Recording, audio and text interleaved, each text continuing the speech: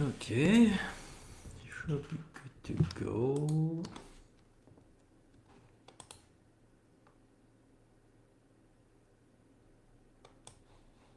Okay, I think we're doing good over here.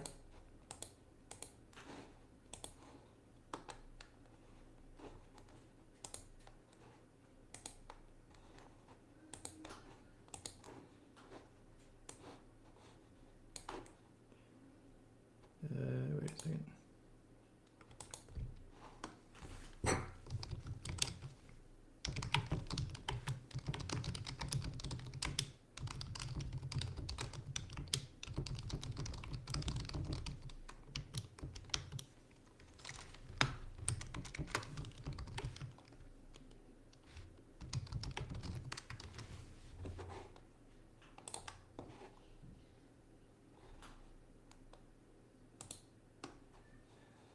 Okay, I think that's good.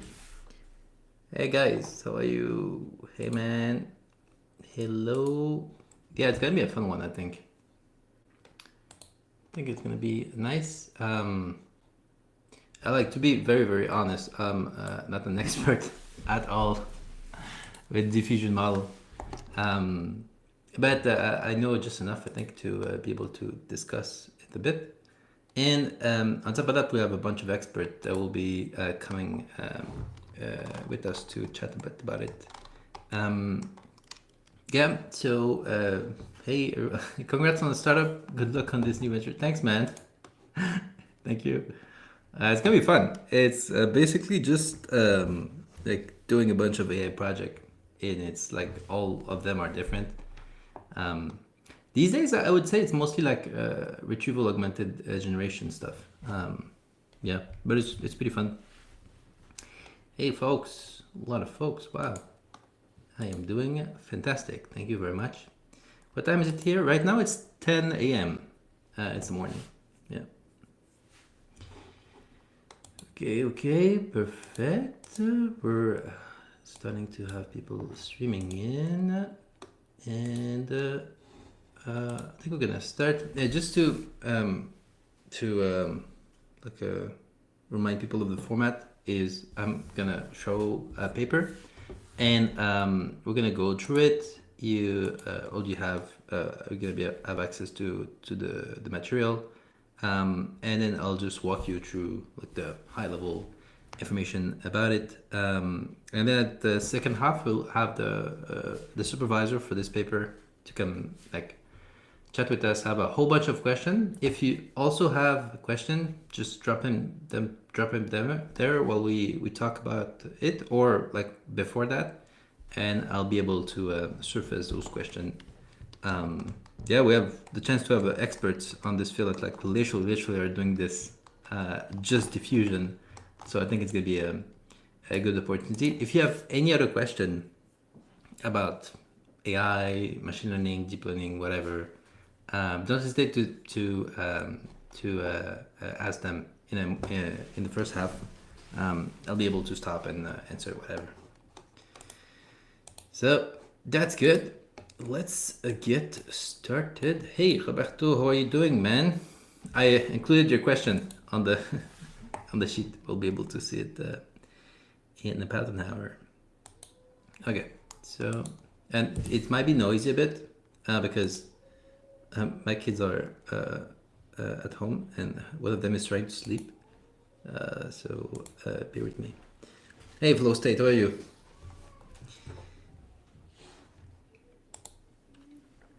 Okay, man. There's a lot of folks. Wow, jeez. It's been 20 days since I did the last one. Okay, cool. So let's get started. So this is the paper, and this is our man. It's Bidhan. He's the CEO of this like open AI lab that is called Bagel. I told me why it was called Bagel, but I don't 100% remember. I just thought I just remember it was very interesting. So at this lab, and they're basically just doing diffusion modeling. They have their model that is open weight. They released this in October, 3rd of October, and they are in the process of like doing other runs with it. But basically, what it is, it's like it's a decentralized diffusion model. So you have your standard diffusion model, which are trained into like mega clusters. I think for a stable diffusion, it's like 150,800 GPU hours, and then image gen from Google is like hundreds of TPU V4 chips. So you have to have dedicated clusters. You have to have InfiniBand and like solid networking to exchange information during training. Otherwise, it's kind of very hard to do, and it's like not that stable. It's really hard to kind of get it right. So that's what they're trying to not have, right? They try to not have a centralized a system, and they basically made a text to image generation system. So you can see some sample over here with their their Paris model, and it's basically 129 to 600 million parameter times 8 because they did like two setup of diffusion model, and then there's a small kind of router that add to the parameter count. So a few billion parameters here, and it's like an expert diffusion distributed system where each of the experts are trained kind of independently. So how they're doing this, I'll show it in a few, but basically they're kind of doing the parallelization at the data layer, not at like training one model layer. So they actually are training 8 model that can be separated. They don't have to be kind of interconnected in some way. The interconnection comes from the segmentation of the data. And it's cool because like it's not a first model that does that. There was this decentralized diffusion model, the actual paper, and then took it and then they improved on it, and they were able to achieve 14 times less training data and 16 times less compute than this baseline, and better performance to a monolithic architecture, which is super interesting, right? So, and there is some scaling laws about like how when you increase that, it behaves, and it seems that like it is a good paradigm for decentralization, right? So usually like the decentralization stuff is that's it. It's kind of ideological, right? That you're doing this for like being able to have like a distributed compute and stuff like that everybody can contribute. But there is this plus the fact that like this model is now actually pretty good and better. There seems to be like a mixture of experts type of situation, sparsity thingy going on, right? Which is super interesting. Yeah. So that's that. The model is open weight, so you can take a look at it and play with it if you want to. And I think in their website you can actually like test the model and stuff. So that's that. The system look like this, right? So you have like your router that can be like whatever, anywhere, right? And then you have one GPU cluster for the first expert, another GPU cluster for the second expert, and like you have 8 of them in their experiment. You don't have to have 8, but you can like cluster it however you want. And they don't communicate with each other, except the router decide which expert to kind of select the output of, right? So you receive a bunch of text, it does the diffusion step thing, right, and decide which of the expert it will use. So during training, what happened is that like you don't have these different paradigms that need to kind of gather the gradient right across, right? You don't have that because it is happening like locally within each of the clusters, right? And then like these experts can be trained with like some of these technique, right? It doesn't mean that like you can't have it centralized and done that. But the overall model, the big one, is not trained this way. The overall model is trained by training each of these experts separately. So there's just zero communication during the training. And this is good because like if there is communication, you have like a bunch of synchronization pattern that you need to have, otherwise it doesn't work, right? You have like some impact from stragglers, so like some GPU that are just slower, right? That will kind of bring everything down, or stages that are slower. And then there's some constraint that is topological. But in this case, since we segment the data first, it's as if you're training 8 model separately, right? And then you're training, wait, actually 9 model, because you're training the router to decide which of the expert to choose from.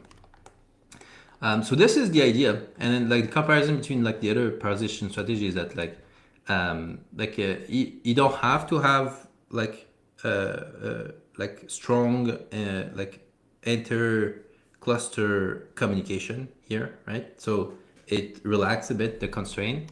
So the hardware can be also have some disparity. Those have to be kind of the same kind of high end hardware all the time.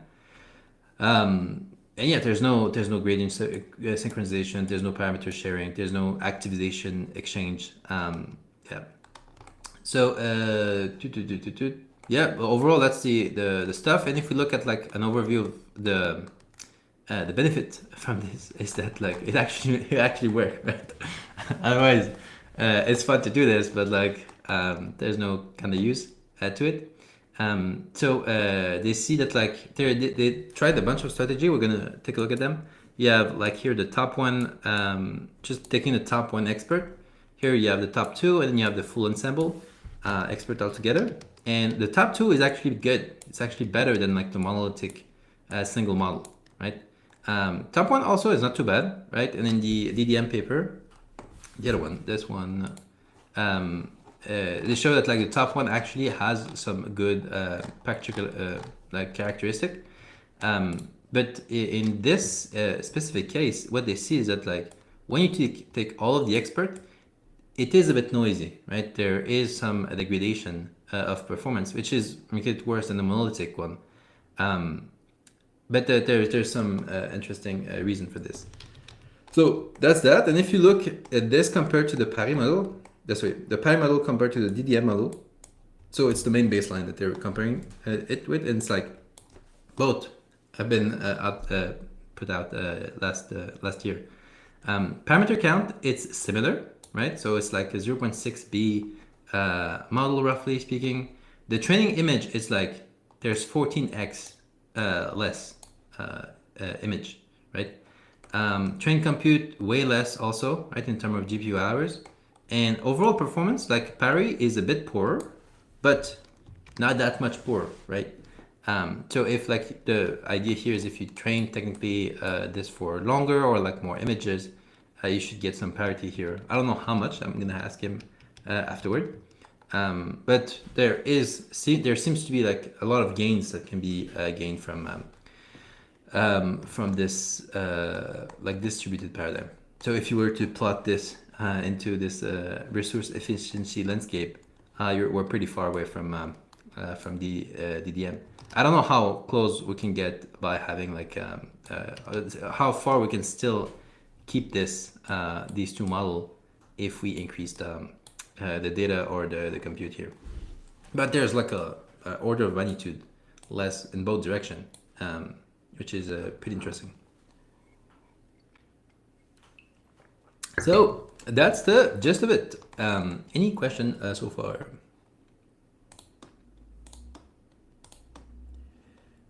Just read.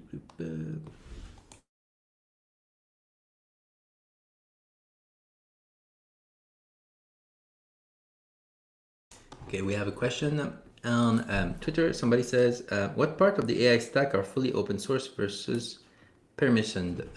The model is fully open weight, so you can kind of do whatever you want with it. If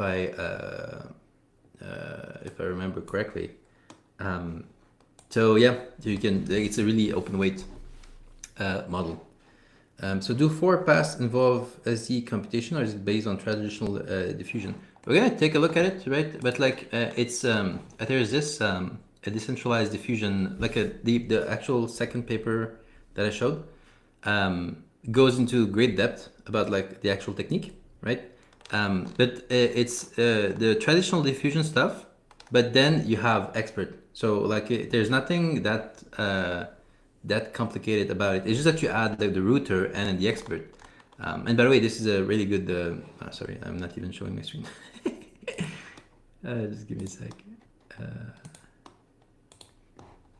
look like an old man trying to figure the entire screen. Oh, here. There we go. Yeah, so what I was saying is that this paper, the Decentralized Diffusion model, it will have the actual technique that it's used in great detail.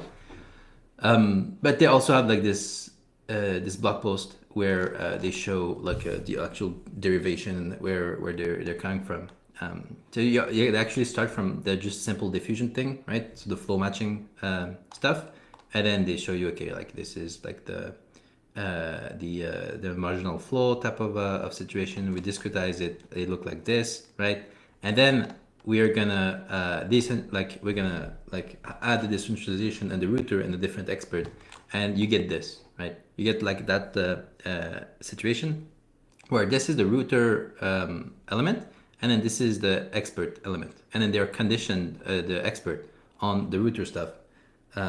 So the probability that they'll be chosen.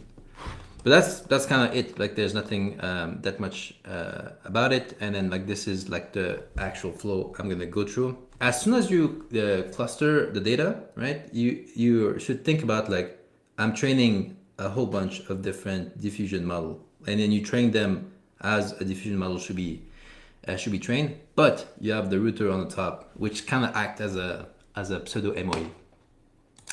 Which is pretty interesting, right? And even in the paper, they mention that firsthand that like it's kind of MOE like,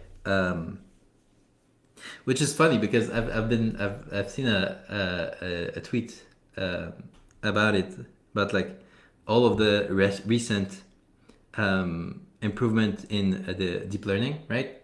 And most of it is just like mixture of expert applied to different stuff, right?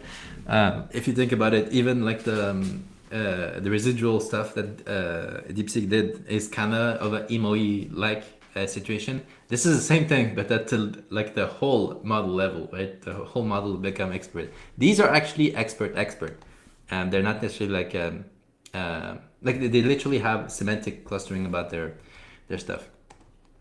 Okay, so I kind of messed up the time. Okay, we have a few other questions. How model are merged? Is it actually ensemble or weight are added together? This is a good question. So the model are not, well, caveat. The model are merged here in this paper, right? So what happened is that as soon as you're done with this training, you have to serve these, right? In a decentralized fashion. Well, you don't have to have them decentralized. You can just like jam them into a centralized cluster, but each will run in parallel and stuff.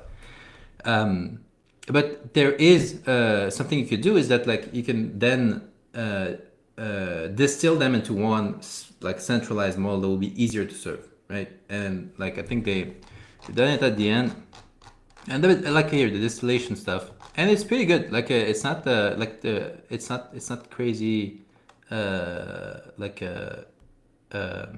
It's not like reducing the performance by a lot. So like distillation is good at the end if you want to do it. But there's no really model merging. Like what is actually happening is at inference is this, right? The router decide which it will select, and like I shown over here, there's different strategy you can take, right? You can take like the top one, the top two, the full ensemble, and then decide like a weighted average and decide like what the output will be. And this happens also at each time step, right? So you don't have to just choose one depending on the process of the diffusion. You can at each time step like take the information from each of the different model, and depending on your strategy, you take top one, top two, or like the full weighted ensemble. You will have a whole bunch of the benchmark number on FID is 50K is actually classification score of what? So this is the FID. It's not like a actual classification score, right? I can maybe like show you FID. It's like called the Fréchette inception distance, right? This is what's up. So this is what the folks are asking about. So this is the FID, right? So it's a metric used to assess the quality of image created by generative, so the GAN stuff or the diffusion model stuff. And it's basically a bunch of statistic, right? So you get the statistic about your pile of data that you generated and the statistic about the pile of data that are kind of like the gold standard. And then the difference between the two is like your your Fréchette inception distance. And it's inception because it was used in the inception architecture at first, but no, this is from 2017, right? So it's been a long time in deep learning, but like that's kind of the idea. And then the lower classifier that achieve the best lowest FED score tend to have greater sample variety, while classifiers showing the best highest ES score tend to have better quality. So this is the inception score. So here it is, where if you look at the FED, the lower it is, the better it is, roughly speaking. But you know, like um, there's this, but there's also like just I don't know, kind of looking at it. RD is good, right? Like if you look at them, are they good? Oh, hey Julia, how are you? Hey, apologies. I thought it was 1 hour later. Totally I my know, fault. I'm sorry, sorry. it's me that like kind of messed up the whole stuff. Oh, by the way, folks, I just want to introduce Julia. She's making absolutely great deep learning content on YouTube. So I pulled her in so that she can explain diffusion much better than me. So she'll be able to do that. Yeah. Do you just woke up? Yeah, apologies again. Um, and thank you for the compliments. You're too kind. I don't want to disrupt your flow, so do your thing, and then if we have time before the Yeah. interview, we'll do it. If not, we can Cool. Well, reschedule. we're I was just like answering a whole bunch of questions. So Okay. I'm gonna finish some of them that we have at the moment, and then we can go into the actual part where you explain diffusion. Sure. Um, No rush. so this is good. And yeah, that what I was about to say is that like you're looking at this and you're able to tell that like it's actually good, but the FED score give you like kind of a kind of aggregated information about all of your data points. So this is that, and then we have what makes Bagel approach different from other decentralized AI network. Well, like there's really two that matters in this specific case is the DDM approach and their approach, which is the DDM, but just like improved in the architecture and the way that they're cutting the data and stuff. The other approach that we're talking about are these ones, right? So data parallelism, pipeline parallelism, and model parallelism, which like they won't have the gain of having this MOE-like situation with the diffusion model, right? They will literally just be about training a monolithic diffusion model, and this is the stuff that is, in my view, the most interesting here. Is like if you look at it, like it is better. So it is not just about being decentralized. It's also being able to have like this, I don't know, this like kind of sparsity element to it that make MOE actually an interesting paradigm. So that's the gist of it. And last one, not related to the paper, but how do you the PDF retain their not highlight? Is it Firefox feature? Ah, okay. So this my setup is pretty simple, folks. So like what I have here is I have Zotero over there. So I just download the PDF and then I just start to annotate the stuff. And when I go to explain it, I literally copy paste the image. I take a screenshot. So this is just an image. So nothing too fancy here. I'm literally on a big canvas stuff, and I just slam all of the image over there. In my view, that's a great way to read the paper. Like I read it once, just like casually, and then I read it a second time with annotation and like asking like dumb question and like having my dumb comment over there. And then the last thing that I do is I try to take like all the information that I got across different paper and I just lay them all there, right? Kind of like a map. And I can go through a flow like this and explain it to myself and to you guys easily. So that being said, we're at the spot where Julia, you come in, and she's going to be able to explain to us diffusion model in more detail. You can go ahead, Julia, and go at it however you want. Okay, I will share soon. Before that, I just wanted to ask the people in the call from a scale to 1 to 10, how good of an intuition do they have around what diffusion is? So we're all familiar with buzz terms like DDPM and flow matching and all that. But like deep down, when you close your eyes at night, do you feel like you understand what diffusion is? So I just want a number from 1 to 10. By the way, Yassine, what's your number here? Depends. Is it 10? My number is more like if I think about it just quickly, I would say it's like 7, right?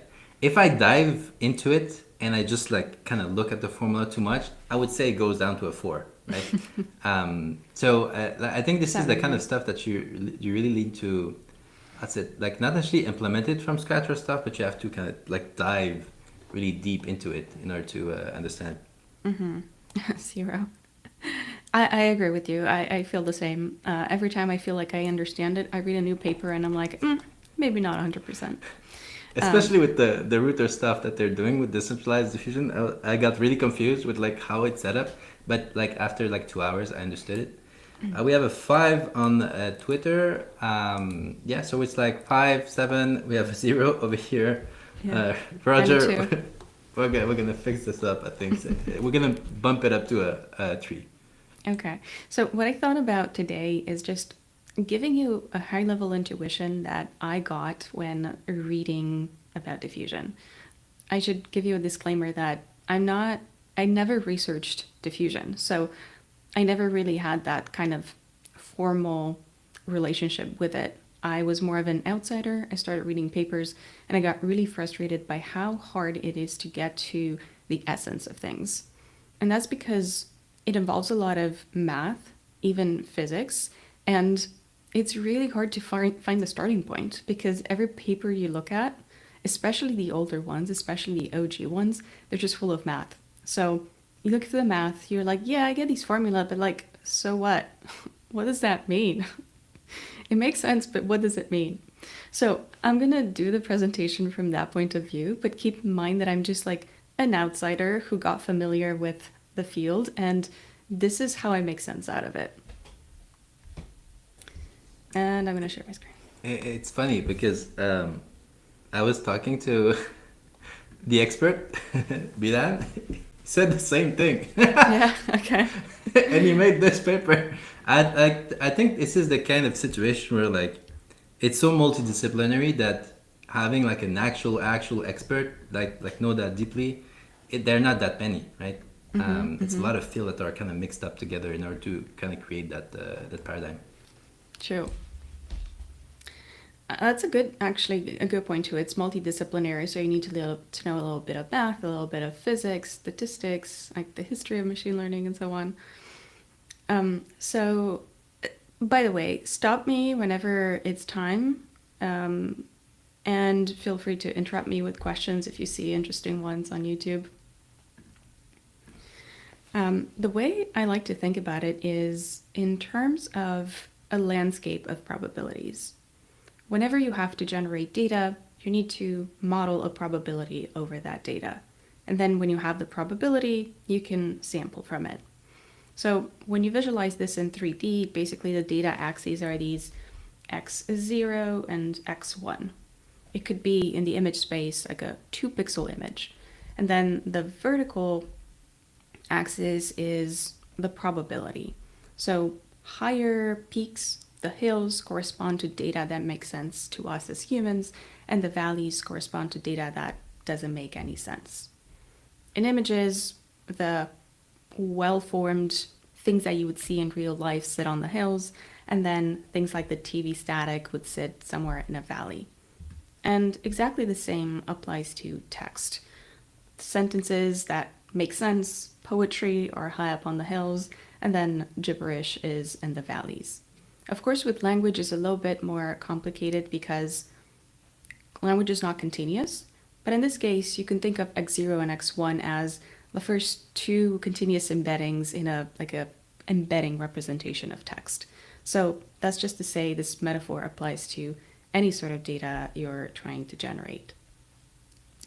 If you think about length data this way, then generating a new piece of data is basically equivalent to the journey of a ball that you place at some arbitrary point on this landscape and try to pull it towards one of the hills. What's important here is that we're not trying to do optimization. If we were just trying to find the one best hill, we would do something like gradient ascent. We would just follow the gradient to find the nearest peak. But data generation is not an optimization problem. It's more of a sampling problem where you don't want to generate the same thing every time. You want to generate data points according to their probability. So sometimes I want this verse, sometimes I want the other verse, and both options are perfectly valid. So that's just to say gradient ascent is not a valid algorithm in this case. We need something a little bit more intricate, more mindful of the probability landscape. Now, what's really difficult about navigating this landscape is that there are a lot of flat valleys. If you think about images, the space is the combination of all possible pixels. So in that space, there's actually very few peaks because most things are nonsensical to us. And when you drop the ball in an arbitrary point, chances are you're going to be in a place that's really, really flat because if you just randomly pick a combination of pixels, it's not going to make sense. And when the ball is there, it's really hard to find any peak around it because there's no structure to climb. It was just dropped in the middle of nowhere in the desert, and it's really hard to find your way out without like having a bird's eye view of what's going on. And the metaphor and the problem that I described here applies to all paradigms for data generation, not just for diffusion. It applies to autoregressive language models. It applies to GANs or generative adversarial networks. It applies to everything. For instance, for autoregressive models, you can think of the movement of the ball as generating tokens. The ball moves a little bit, you generate another token. The ball moves a little bit more, you generate another token. So far, nothing about this says diffusion. Where diffusion comes in is that it gives you a very particular solution for dealing with the data sparsity. And that solution is to expand the hills until the structure reaches the ball. Like, this is the contribution of diffusion to the field of machine learning. If the ball is sitting on a flat land, it kind of brings the hills to the ball. And then as the ball follows the hills contract again to their original shape. And basically what we're seeing here is a time variant probability field. So instead of P of X, which is what we normally model in machine learning, we model P index T of X, or P of X conditional on T. And T here, the time, is not something universal. There's not like a universal clock. T basically means how far is the ball from data. When the ball has reached the data, T is 0. When the ball is as far as possible, T equals 1. So the probability changes between T equals 0 and T equals 1. And this notion is not something that we see very common in machine learning. And this is the core reason why we had to borrow another concept from another field. That's particle diffusion from physics. When I started reading about this, one thing that was not super clear to me was, what's the connection between physical diffusion and diffusion models in machine learning? Is it just a metaphor? At the beginning, I was afraid that it was a metaphor because we're so used to them in machine learning. I mean, Yassine knows better, but there are so many things for which we use names from biology, but they're just metaphors, like even a neuron or knowledge distillation. Distillation is a physical process, but the model doesn't really do distillation in any way. It's just a metaphor. But it turns out that with diffusion is not just a metaphor. You can actually port the mathematical framework from physics into machine learning. And I'm definitely not going to go into the math, but I'll go into some sort of intuition on how you can map this idea of physical diffusion, which is basically a expanding cluster of particles, to the world of machine learning. I don't know if I mentioned already that diffusion is what happens when particles are very, very concentrated and then they tend to disperse to lower concentrations. Like dropping a drop of ink in water, you kind of see how it disperses until the concentration is uniform.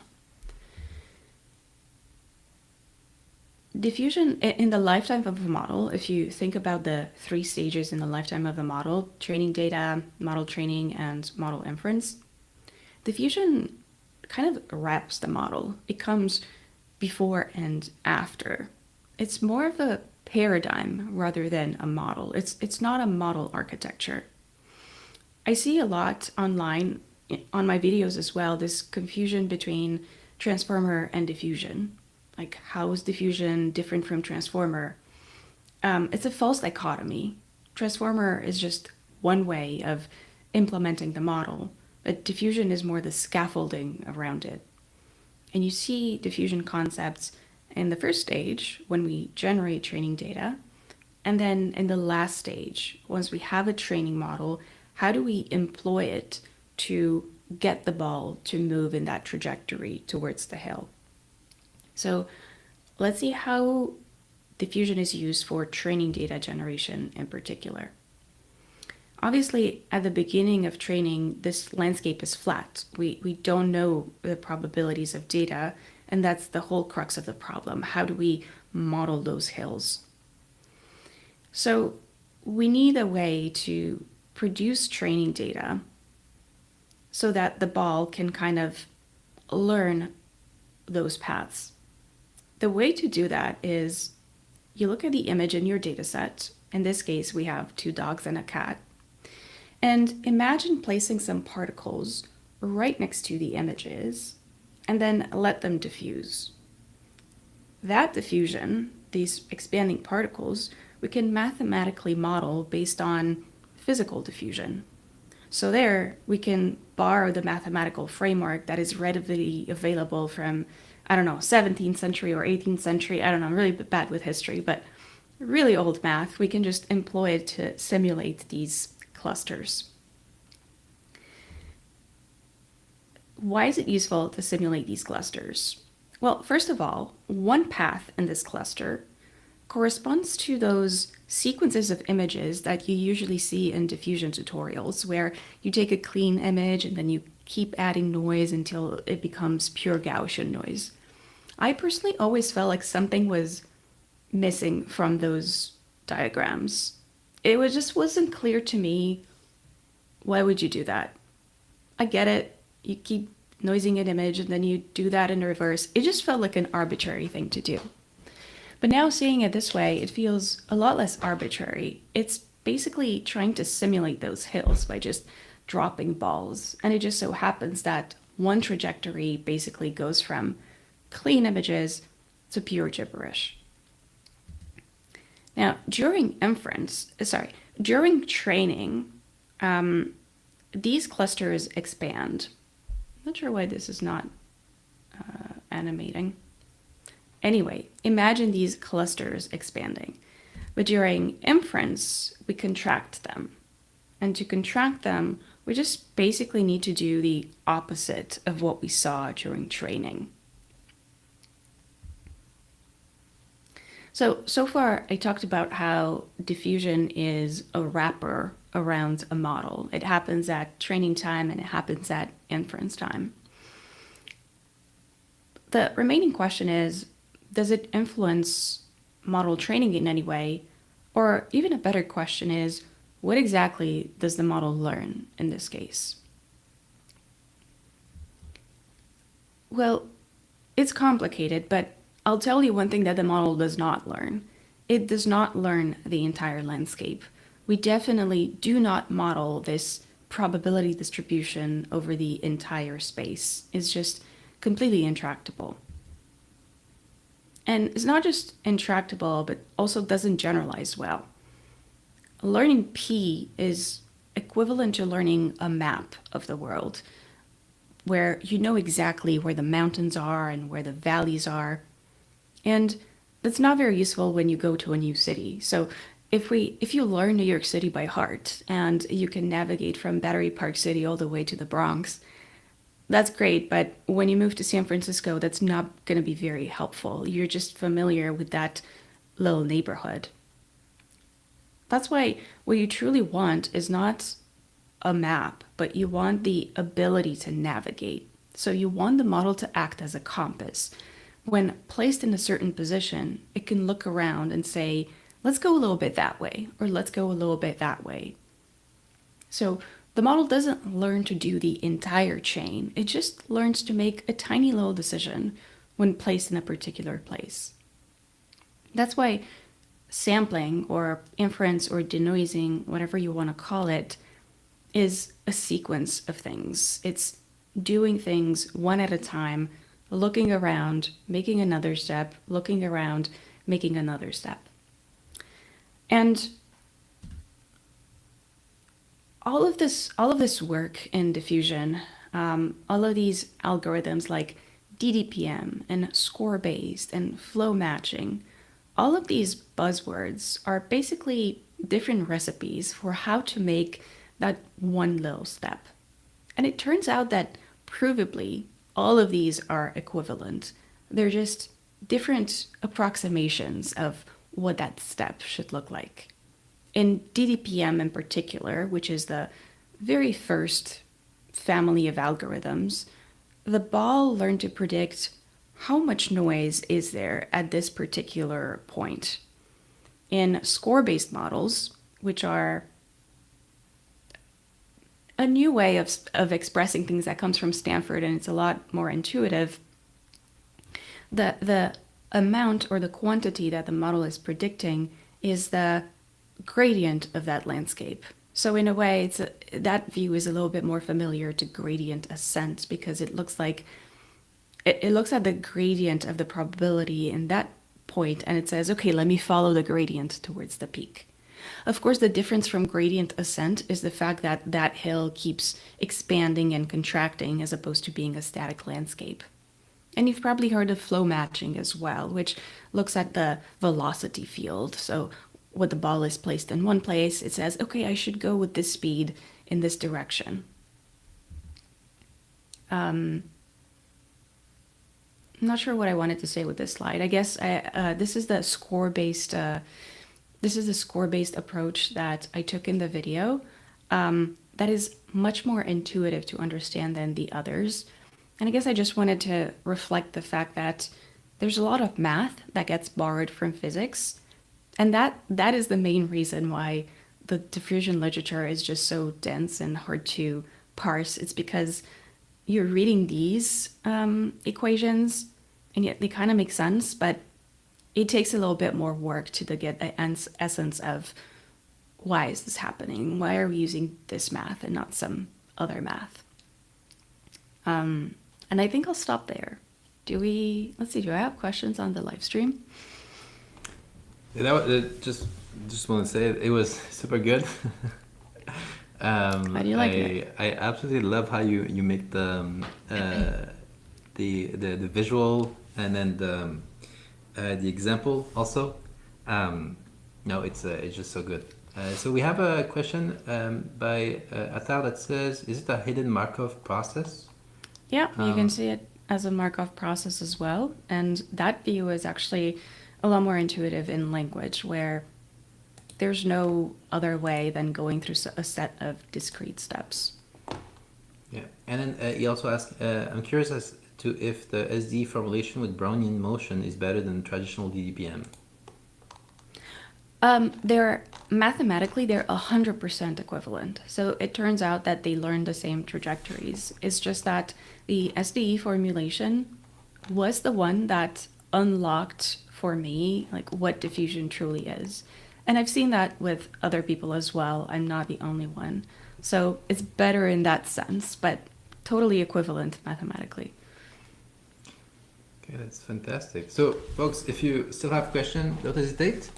I'm gonna go through now the decentralized flow of it in a few minutes. Well, actually, in about like I don't know how much. Like I would say 15 minutes, we'll be able to have the full interview. So I'm just gonna show this here. Thank you very much, Julia. That was absolutely amazing. Thank you. Check out her two videos here, right? The one on diffusion model, which is like what we just saw, and then text diffusion also. I really like this one on her channel. So in the DDM paper, what actually ended up happening is that they used the flow matching formulation, right? And they show it kind of in reverse how it looked like from the objective that we're trying to optimize for, right? So we have all of these parameters, right? So we have the vector field at each time step. Remember, like there's time going in one direction and then it goes back. So this is like not the discretized. This one is the discretized version of it. So this is generally what we would see in a normal diffusion setup, right? The decentralized version is almost identical. There's almost no difference, right? And you can see it here and here how similar they are.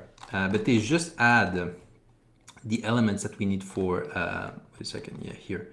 The element that we need for the router, right? And it's kind of a weighted situation where you're looking at each of the element, and depending on the strategy, you're going to modify this objective to just take the first to have a hard cutoff or to have like a weighted kind of average over it. So that's the situation, and then you see here what we're doing. I'm going to go through each of the elements in a few. There's a whole bunch of model involved here. It's not just like one model, and it's not just like one training paradigm. Like there's the training paradigm, but then there's also like the meta, like a MOE, like training paradigm on top of this whole thing. And there's how we're doing the clustering, because that's a very important piece of the whole puzzle, right? So there's the clustering assignment, and then each of these clusters are assigned literally a diffusion model, right? Which is a transformer based, and then they're trained, right? And they get like data that match their cluster, and the router just need to figure out like at each time step what to send to each model, and at inference it does the same. It figure out like from noisy data which to send to, and then the best model will be able to respond or take an average of a whole bunch of them. So that's the general flow, and then if we look at the DDM paper, we get this, which in my view is the most important part. Like if you had to take one idea out of this whole thing, is that it flop per flop here, right? The monolithic version versus the decentralized version is better. So it tells you something, right, about like the whole construction and why like it's more efficient and why it's able to. There's something about the learning paradigm here that makes it just strictly better, right? Which I think when you have that situation, usually you're gonna get a whole bunch throughout like the next few months, the next year, a bunch of improvement that will make it even larger, the gap, right? Paris is one of this step where they got even better in the data regime and the compute utilization.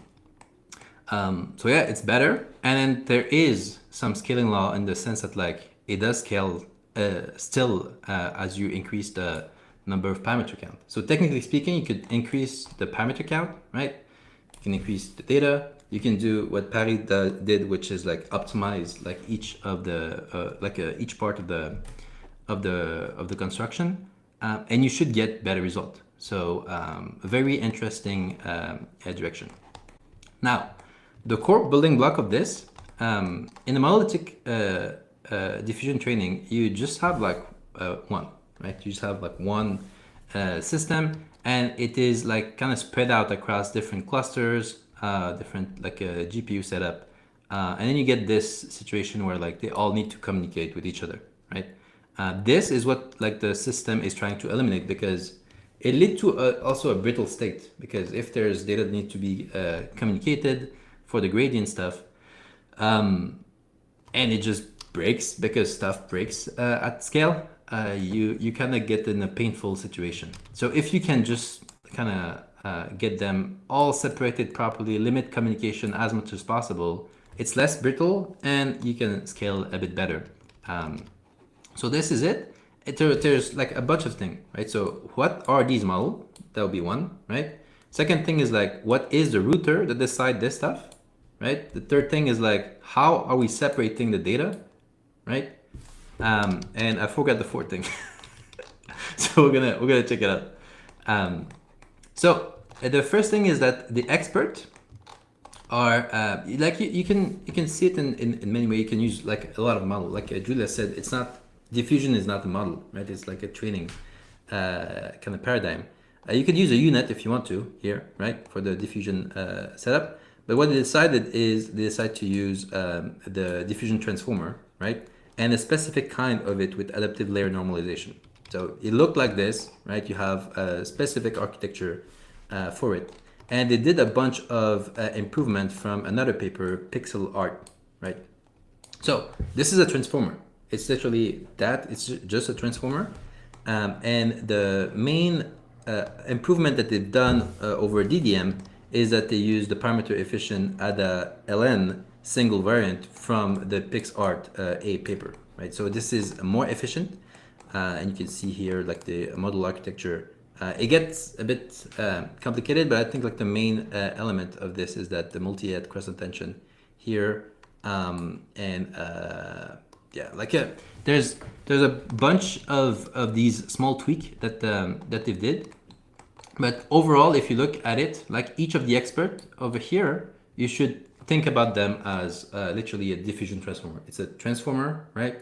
And then even the router, which we're going to see, is the same thing. It's a router that is also a diffusion transformer. So if you look at it, it's still a DIT over here. And here, unlike traditional routing mechanisms that operate on clean input or require separate encoder, the DIT router directly processes noisy latent at arbitrary time steps. So there's a time aspect to it, right? Learn to identify which expert training distribution best match the current sample. So as the training is ongoing for an image, it will decide which expert to go for, and then to do that, they need to have a time step aware processing here, and then they use the sinusoidal embedding setup here with the MLP. Yeah, so that's kind of it. Like there's another element in there that will be able to decide at each time step what expert to go for. So the router learns to adapt its classification strategy based on the denosing stage, potentially routing to different experts at different point in the generation process. One thing about this paper, I would have liked to, I don't know, like have more information about this situation, and also like how different were each of the experts, which is a question that I'm gonna ask to Bidhan in a few minutes. So here you get the training objective and loss function. There's nothing like that crazy going on in each of this, right? It's just that like now you have multiple model at the same time being trained. So once it's going, right, at inference, you have the text coming here with the noise stuff, right, at each time step during the denoising process, and then it goes to the router, right? And then the router will figure out which expert you should ask for. Depending on your strategy, you might just cut here. And so like, I'm gonna take the highest, right? Or you take the highest and the second, or you take all of them, right?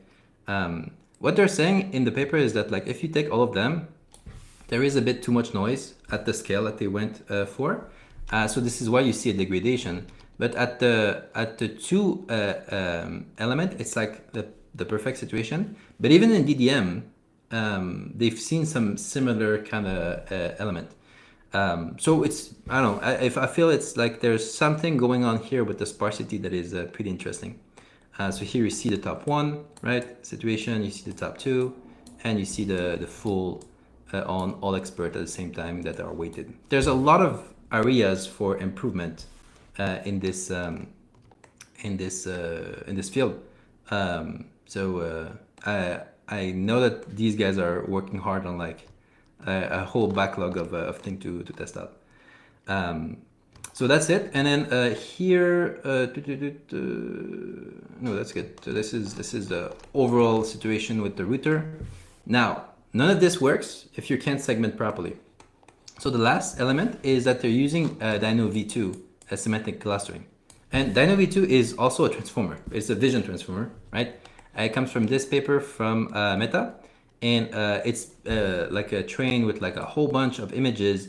And the whole idea of this is that what if we could just use the features from a fully trained a vision transformer and then just use the feature in many different situations. So in this case, this is what we're doing. This thing is trained already, and we're using their feature in order to do the semantic clustering.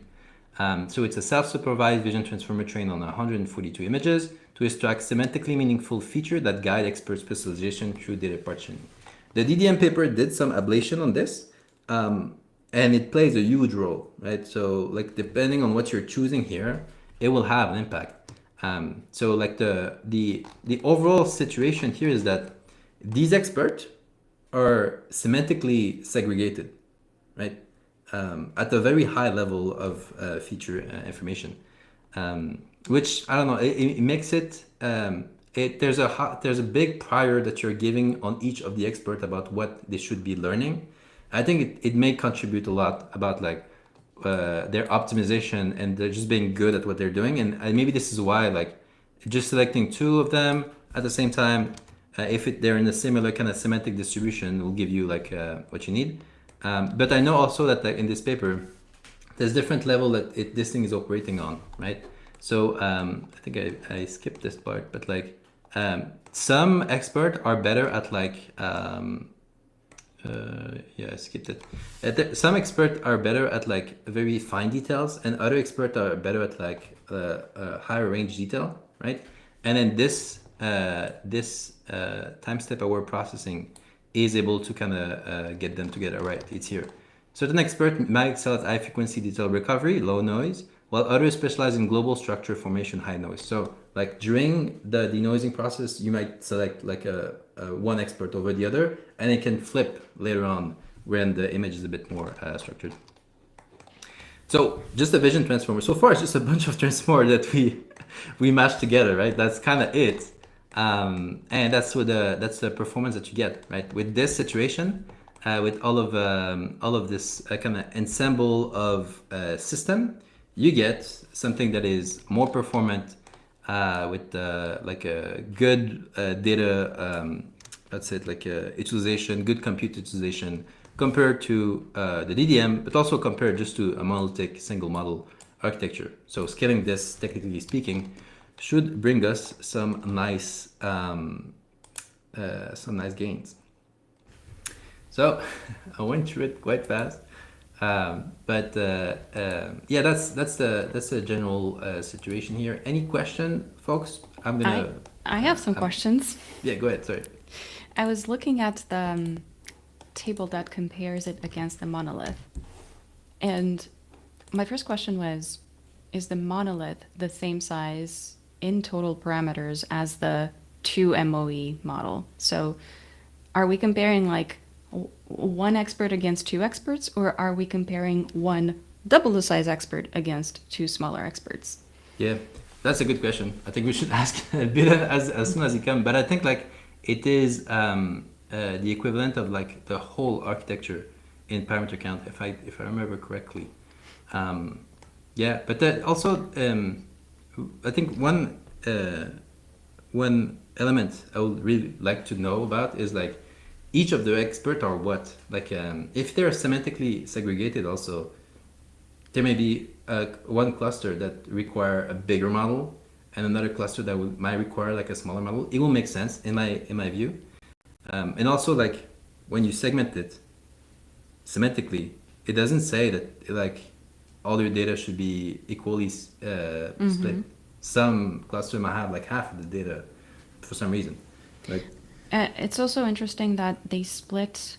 I'm assuming Dino V2 will end up splitting based on semantics. Like, I don't know, animals will be in one cluster and like cars will be in another cluster. But then, oh, hi. Hey, Um, Bidhan, how are you? Hey guys, can you guys hear me? Everything working well? Can you see me? Yes, everything is working well. So, everybody, this is Bidhan. He's the supervisor for this paper and the CEO of Bagel Labs. So we'll have a whole slew of questions, man. I think I have like 20. So Yeah, happy to we're answer. gonna Nice go to meet step you by too. step Yeah, here. But yeah, really glad to have you here, man. yeah. Likewise, pumped to answer the question. And I don't really want it to be a traditional interview or something. The conversation format is something I enjoy. So I might ask you guys some questions too along the way. Cool. we're not traditional people, so we're not going to do a traditional interview. Okay, sounds good. Exactly. Yeah. Okay. Cool. Well, Julia, can you hold this question in your Will do. head for because it was super interesting, and I want you to ask it again. But before that, but then can you kind of introduce your stuff, yourself, and your the research direction of your lab? Yeah, definitely. Bidhan, my name, as Yasin just mentioned. A fun fact about me is a lot of people call me Biden, and the president, like Joe Biden. So I Is kind that of a just, compliment to you or no? I'm okay with it. As I said, I have grown to like it over time, right? So in case you think that is what you prefer, I'm okay, totally fine with that. Um, and I'm the founder and CEO of Bagel Labs. So at Bagel Labs, what we're trying to do is we're trying to figure out how to do distributed and commodity, as in like low configuration hardware training, where the compute devices are not necessarily co-located within the same data center and connected with high bandwidth communication, and they don't necessarily have to be really highly capable, the latest, shiniest GPU as well. So they can be lower end devices, they can be geographically distributed, and for that we have to kind of figure out how to create a model architecture, training strategies, so that they can leverage those kind of compute. And the result of that, if we're successful, is basically reducing the massive capex requirement we have for training foundation models nowadays. So that's what we're working on. We have been doing this research for a while, and the company is 2 years old. And very recently, we have been seeing some success. And Paris is one of those the paper that you guys were discussing.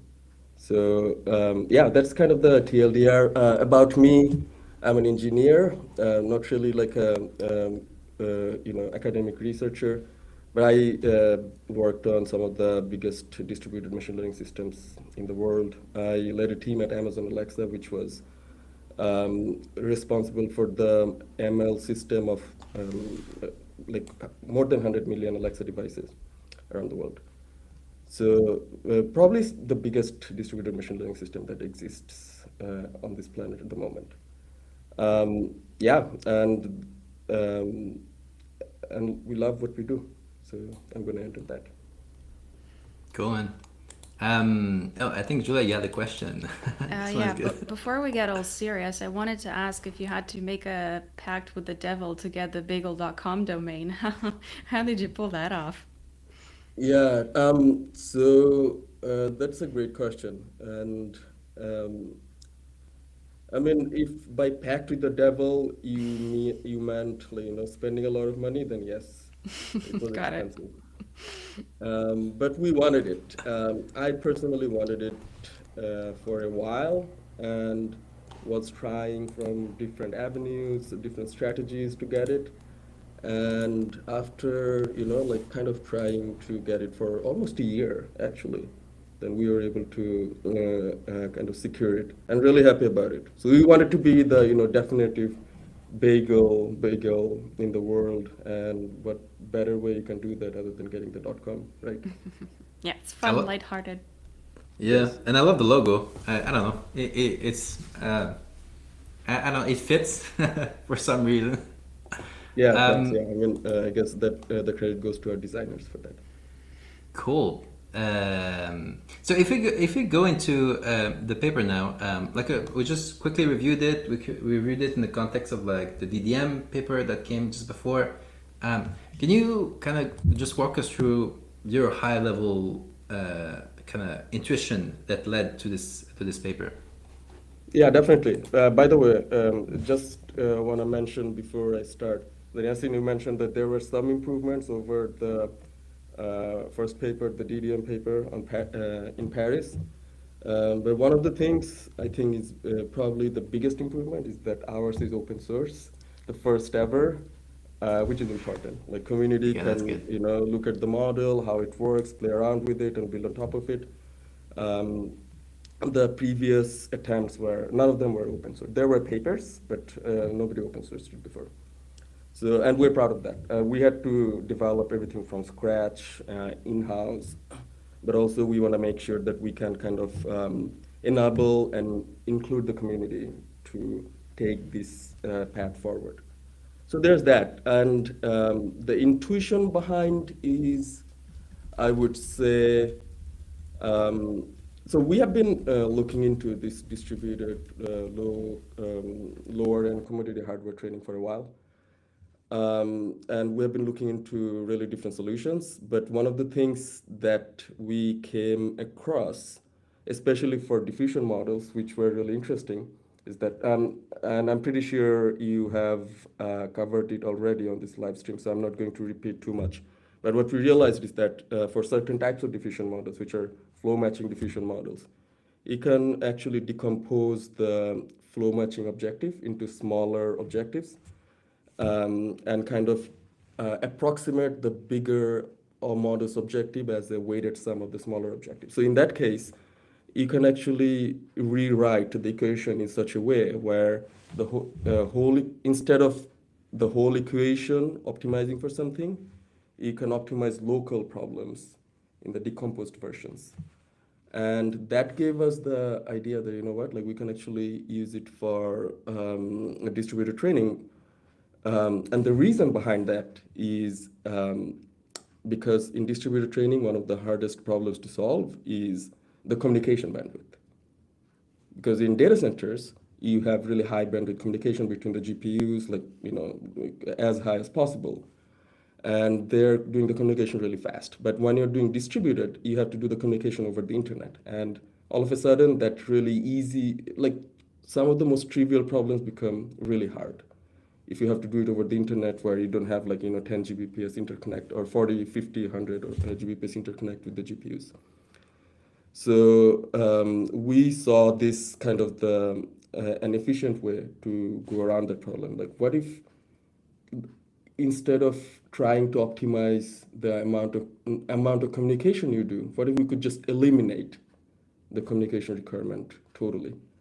And that's where kind of the idea came from.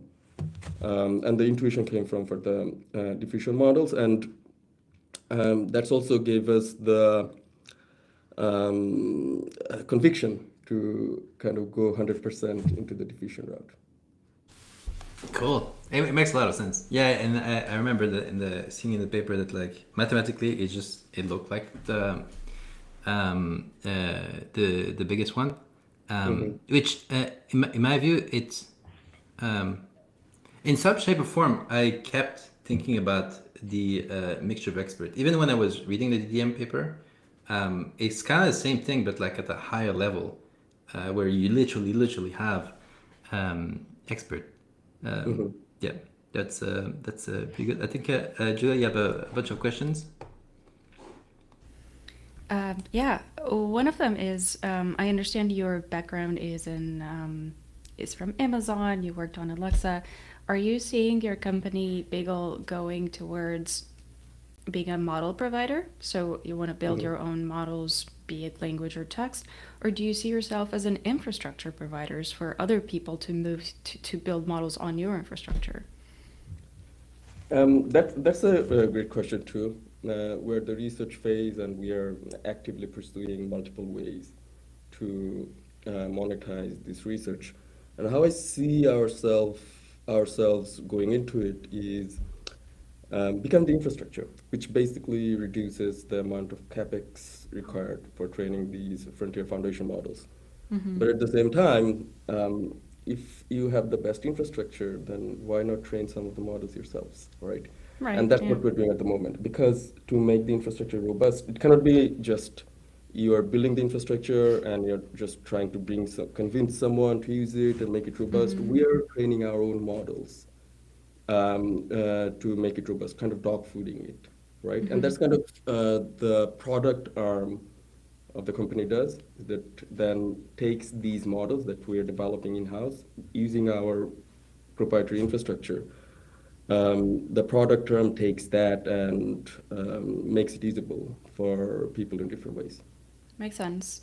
I also wanted to ask, before we go into the specifics of the paper, a higher level question around who stands to benefit the most from decentralized training. I can think of the big labs on the one hand, because now Google can train a mega monster model across all of the data centers that they own in the world. But I can also see an argument for smaller fish. If you can't afford to build your own data center, then you're gonna fish a little bit of GPU from here, a little bit from there, and train a model on very heterogeneous hardware that you can set your hands on. So who do you think will benefit the most from decentralized training? So that's a hard question to answer. Who will benefit the most? Because as I see it, everyone will benefit from this. But I think the easier question to answer is who will lose the most from this kind of infrastructure? Okay. And that is people who sell compute for 80% profit margin, sell GPUs. So that's how I see it. And I think if we can, solve the problem, then everyone wins. But at my heart, we love open source, and we love the ethos of open source. We open source our research. So in my heart, I would say that I want the smaller fishes, the open source developers, companies who are working on that, for them to win and compete. But as you look into it, like all the open source players, even the frontier ones, they're compute constrained because it takes a lot of money. And again, like why does it take a lot of money? Because the high-end GPUs are expensive, and we're trying to solve that problem here. So TLDR, I think everyone wins. We'll see how the world looks like when we're finished with this. But at our heart, we want open source developers and open source companies and contributors to win here. That makes a lot of sense. But like, if you had to distill it down, let's say, what do you think is the core advantage for like the decentralized train scheme? Also because you have to inference it and stuff. Like, I know performance is one, but like from all the soup of improvement, what would you say is like the most important one? The most important one, I'll definitely say that. Like as I said, if this is how I see it, and I might sound like a broken record, but this is how I see it, is that, if the higher end compute has an 80% profit margin, right, and there's literally trillions, like, some months ago I heard OpenAI was trying to raise 7 trillion for compute infrastructure, right? So literally trillion going into an industry which charges an 80% profit margin. So if you can reduce that profit margin and by allowing lower end commodity hardware to be participated in the training, and then you're solving multi-trillion-dollar problem there. So that's the biggest gain. The amount of capex requirement that exists at the moment for training frontier model is going to reduce drastically. But like, wouldn't that just cancel out? Like, because if there's scaling laws here, and then like there is benefit from the decentralized, wouldn't just like using heckload more compute still apply here? Yeah, I would say so. I mean, as in, if there are people with more capabilities or companies which already has a lot of compute, like they are gonna win. Yeah, definitely. But that gives us I would say that gives us parallel path where there's another kind of format that emerges, which is the Right. crowdsourced compute, Yeah. Yeah. which is actually not existing today. And Yeah. I'm not going to act like I have crystal ball and like if the crowdsourced compute is going to be able to accumulate more resources than the corporate counterparts, but there is definitely, but there will be a viable path for that to happen, which does Yeah. not exist at the moment. Yeah. So let's say, like I've seen, you are popular among Julia, you guys are popular among machine learning crowd, right? But right now, if you want to go and train a foundation model, you have to raise like $200 million to build a compute infrastructure. But if there was another way where you had a parallel path where you could work, let's say your followers or your audience, where you could tell them like, hey, we want to take this endeavor of training this, frontier foundation model, a diffusion model, hopefully on Bagel's infrastructure because that's the best, and then say like, we would like to collaborate with our audience and allow them to contribute and crowdsource the compute power from them, then that is something that did not exist before. And I see there's a lot of opportunities there. And also, like the first, I don't know why, but like the first angle I'm looking at is like academia for some reason. Like I know that they have been historically like compute constrained. Like and every time somebody give them like better compute, they just came up with like something better. So if there was like a decentralized scheme that like people can coordinate around, right? Like Mhm. around like all of the high performance cluster that we have that are yes not necessarily have the high end stuff but still have like good stuff. It is maybe a good path to have like a better model and then be able to kind of blaze a trail here. Yeah, totally. I'm just thinking about this researcher that was just gifted like a whole bunch of GPU that needed to be used, and he just the first thing he said like, "What's the most outrageous thing I could do?" And he came up with something very useful. It was with evolutionary strategy to like fine Mhm. tune LLM, but like it was kind of wild thing to test if you don't have that much compute, but because you do, you have more possibility afterward to kind of push the boundary.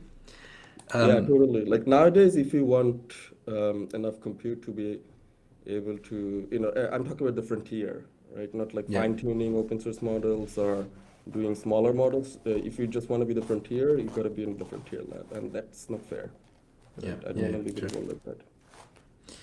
Nice man, this is cool. Talking about the decentralized scheme, like we saw a whole bunch of them. Like there was the pipeline one. There was like a whole bunch. Then there's the data one that like you guys are based on, which is like the semantic clustering stuff. Have you explored or thought about other ones that like either derivative of the data ones that could still be viable in a decentralized manner, or is there like you think that that's it? Is like these are the four? I don't think I understood it very well. So you mean there's like a viable alternative of clustering data, or Yeah, is it? that's kind of what I'm getting at because you see there's the data parallelism Mhm. route that you can go with like the batch and shard. You can go the pipeline parallelism route, the model parallelism route, and then there's your stuff where you Mhm. semantically cluster them. Do Yeah. you think there's another path that has a similar no communication property, or that's maybe like the main categories there is? So, um, I'm going to answer it from my knowledge and with the disclaimer that my knowledge is limited like every other human being. Like So all of if I us. say like I say something and people come after me on Twitter like, no, there was this paper 3 years ago somewhere and you're wrong. I can be totally wrong and I missed something there. But what I want to say is that from my knowledge, this is the best in terms of like a communication requirement, the trimming of communication requirement. And as you mentioned, like there are other types of parallelisms where people have used, different techniques where you can kind of reduce the amount of communication, pipeline parallelism, model parallelism, and all of that. But all of those still require the Yeah. communication and gradient sync and all of that. With the technique that we are proposing, it eliminates that completely, right? Um, so there's that, and there's like in diffusion models in general, they enable unique type of parallelism, which is also called time step parallelism. So Yeah. which you also can kind of bring into this equation here and make it improve it even further. But again, like to my knowledge, there hasn't been any, but I hope there are, which Yeah. are better. And we are working on a bunch of follow-up research which will improve upon the current paradigm already. Well, that's my next question here. Um, Maybe it's a bit too in the detail, but it seems that like a low number of K cluster is just better, right? And I know that DDM like tried a whole bunch of sweeps, right? Mhm. With the Dino V2. Do you have some like a theoretical understanding now about like why there is like why we're not going like 100 cluster and have like 100 of smaller expert? Like why like eight seems to be like a good fit for image? Mhm. Um, so we think we do, but before going into that, I want to preface that with this another disclaimer that this is early research that we're doing, and this is kind of a lot of mechanistic interpretability research for decentralized diffusion in general, which has never been done before, and that's being done within Bagel Labs, and our research team is doing that at the moment. Um, the reason behind that being is that we believe that we want to understand what's going on, and we don't necessarily like how machine learning is done nowadays. It's more like a biology. You try 100 things, two of them work, and it's like, okay, this is what we're going to do, but we don't really know how why it works, right? We want to understand, we want to go deep, we want to understand what equations, what mathematics are kind of causing this behavior, right? And that's why we like diffusion models too, as Julie was saying earlier in the stream, that they're like math heavy, and our team loves that stuff. So now going into that, if I understand your question correctly, Yasin, you kind of asked why the low number of top K is usually better, as we have seen in the Paris paper or the previous Yeah. paper. So we have done a lot of work on that, and we are going to publish something on that very Oh, soon okay, cool. Nice. for open source. But I want to give like a little bit of sneak peek on that. So it's actually interesting. Like we looked into it. It's like and we were doing the maths, right?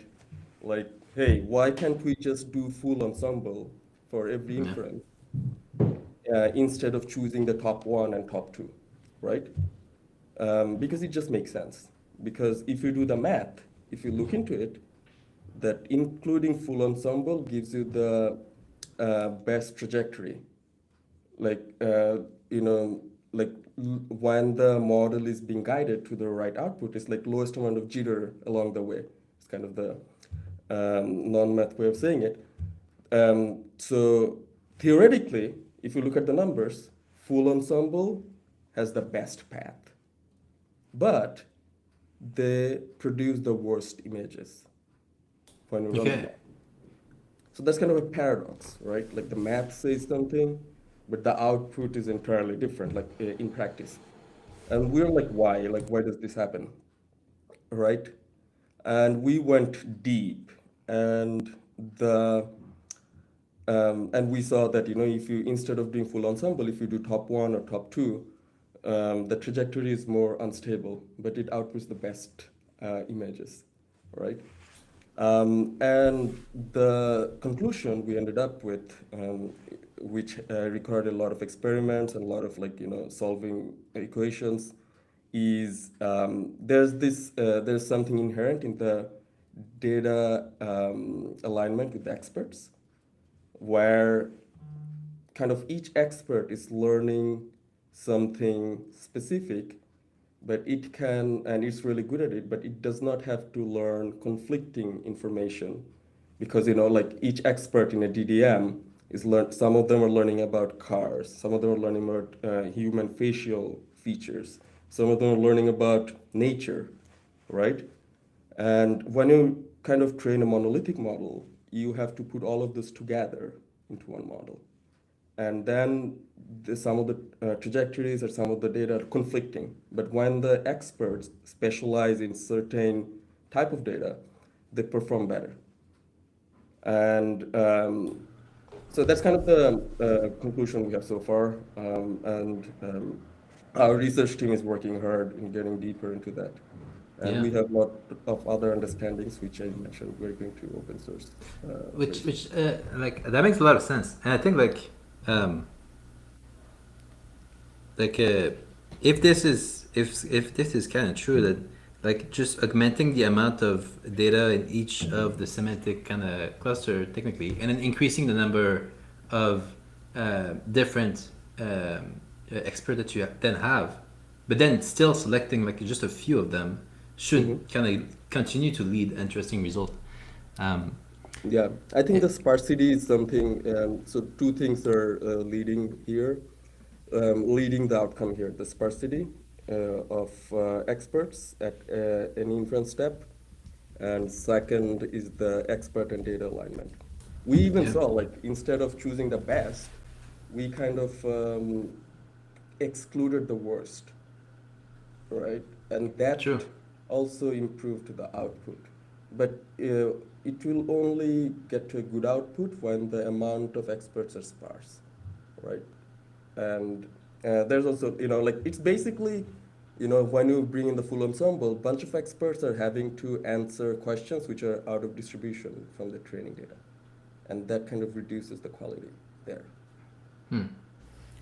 Sorry to interrupt. It just made me think of multilingual models. The balance is very interesting there too, because we had this question: is it better to train a model for every single language on Earth, or is it better to train one big model? And the question is just not clear cut in the sense that there's a lot of nuance to it. Of course, for English, it's probably better to just train a model in English because there's so many resources.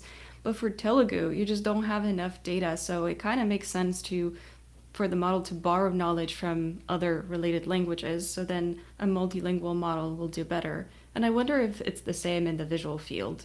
For facial expressions, probably we have enough data, but if you want to depict something that's not very common, then it's probably actually useful to put all of those into a same model as opposed to every single concept having its tiny little cluster. So I don't know. I just expect that there's never going to be a clear-cut answer, and it's always going to be like very fuzzy on how many clusters to have and how to split them. It's fuzzy for sure, I would say. Um, but I feel like, like for autoregressive models, it's more fuzzy, I would say. But for diffusion, we are kind of we at least, Bagel Labs are getting towards the conclusion that more clustering and more experts may be better. But also there's a lot of weight is being pulled by the router as well. So it's like a Yeah. model. There are like a lot of experts, but there's a router which is way smaller, but that kind of directs the kind of orchestrates, and at every time step, it's kind of choosing which expert or which subset of expert is going to be used. So, and so that plays a lot of role too. But I agree with you, Julia. Like it's fuzzy still for sure. Like there's a lot of work that needs to be done to get into the root of this, like from the interpretability perspective, how this works. But we believe that diffusion works better for this kind of solution. And the good thing is that diffusion can be used for language too. So we can extend that to that paradigm as well. Because that's also like a very interesting point, is that the router is not just selecting, okay, here you go, you're gonna be the one that does this for this data point. It's like it's iteratively looking at some, and like that's one thing that I would have liked, I think, in the paper, is maybe looking at the dynamic. I don't know, right? Of like, is it like what's the proportion of like expert that are more at which segment of the time step. Like, okay, these ones are looking at like at the early stage, and then it shifts maybe for these ones, because it tells us also about like how the semantic clustering is affecting like their time step dynamic with the noise. But a lot of similarity with MOE, which from a high level conceptual stuff is I don't know. I just saw that I was like, that makes sense. We Yeah. have some question from. Sorry, go ahead. You wanted to say something? Oh no, what I was gonna say that yeah, like I agreed. Yeah, yeah. um, there's one question from Roberto from the community is in the chat right now. It says, how sensitive is the model to how the data is partitioned across expert? Just wondering, since the number of trained images is significantly less than DDM. We would say it's quite sensitive at this point. It's quite sensitive. So you have to be careful about the preparation of the data processing and how you cluster it a lot. And the quality matters a lot, depending on how the clustering was done. And that's where a lot of our secret sauce comes in terms of like how you actually cluster the information too. So as I say that during our interpretability research, we saw that the expert data alignment is actually really crucial part of the equation in making the model performant, right? So that and the sparsity. So those are the two things are really crucial in the model's performance, generation quality, all of that. Okay, that makes because that was also my second question. And by the way, guys, whenever I say community, I usually abbreviate it to committee, so it sounds like it's a committee I of. mean, it's kind of a committee where kind of. Yeah, they just ask the question, like they ask the question and decide based on like the popularity of it. So my follow up was like about Dino V2 embedding, right? Like this is absolutely crucial. Have you ran some ablation here? And I know test a bunch of them and see like what the impact is it. Like I know that DDM did it a bit, but I don't know if this is the part that is the most important in some sense. It would be nice to understand a bit like how and if like there's gains to be had in I mean I don't know even better version of it. Yeah, we have done quite a few ablations there, and they will be included in our upcoming research too. But I will give the short answer, which is yes, there are there's room for improvement there. Like Dino V2 is a two and a half year old model. You can just improve performance by using a newer one. It's Yeah. that easy, like in some extent, but in some other extent, it depends on the dimensionality of the embeddings as well. So Dino V2 is like, if I remember, at least like 768 by 768, the dimensions. And we played around with different dimensions, and for different types of data, different dimensions perform better. That makes sense. And yes, like if I don't know, if some component of it can be like can lead to just major improvement, then I don't know. I feel like you have a good surface for like a lot of like collaboration also across, and then have people release more open source stuff because if you do release that, it impact like all this field, which is always pretty good. Yeah. Okay, we have a question from Caravos that says also on are the comparison using similar sized VIT for image embedding space? Because Dino model are huge benefit versus starting from scratch. I think it's a comparison between like the different experts, but I'm pretty sure it's like just the same Dino V2, right? Yeah. So it is the same. Okay. For different experts, but that's actually another research area we are really exploring is that, and if the community has good research or anyone wants to contribute, please DM me. It's Bidhan, at Bidhan, but the Bidhan. So just making sure people don't go to Biden and after you say it. And look, Biden will get a DM like, hey, I have a good research about DDM experts. So, but what we're trying to do is like enable more heterogeneity among experts. So instead of like having them the same embedding space or latent space, we're trying to kind of play around with like different latent space coming together. And they have the potential of generating higher quality output because they bring like different perspective from their latent space, Yeah. right? Or even like different VAEs in the model. That is something we are really interested in. Like, how can we enable different experts with entirely different VAEs? So it's like entirely different, like a latent space that they have, and how can we bring them together and generate higher quality output? There's probably something there in like allowing for back and forth between the latent space and pixel space information. All right, the pixel space is like more can be more uniform, so we're playing around with that as well. Haven't had any great results with that so far, but again, like if anyone from the community wants to contribute, this is a really interesting contribution, and it will be really high leverage as well. Yeah. What I like about this research is also like there is so many axes of improvement. Like at least 7 I see that are completely like kind of orthogonal and stuff. But then you can bring it there and then try it out and see if it works. I had this burning question about like the data. Like since it's a semantic clustering with the V2, how evenly distributed are each of the cluster with respect to the data? Like, is there like one eighth of them, or like some of a significant bigger proportion? We don't think it's actually that much relevant in the size. It's so far like that is also kind of information from our ablations. And in future we will play around with that more because like different experts are learning different things and some of those stuff are more complicated than others.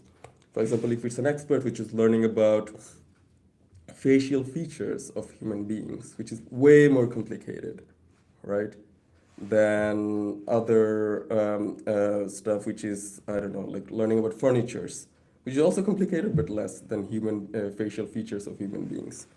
So there's that, and that's actually good for the kind of goal we're working towards, that more heterogeneity, less communication. So you can just go and build your own expert in isolation, and just whatever amount of data you have, even like different parameter sizes, and Yeah. leverage that within as long as that's included in the router.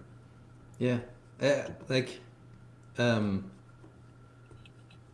I don't know, like I think I've discussed this like for a year and a half, but like as soon as I saw the tool former paper, for some reason, right, it triggered in my head like the idea of like um,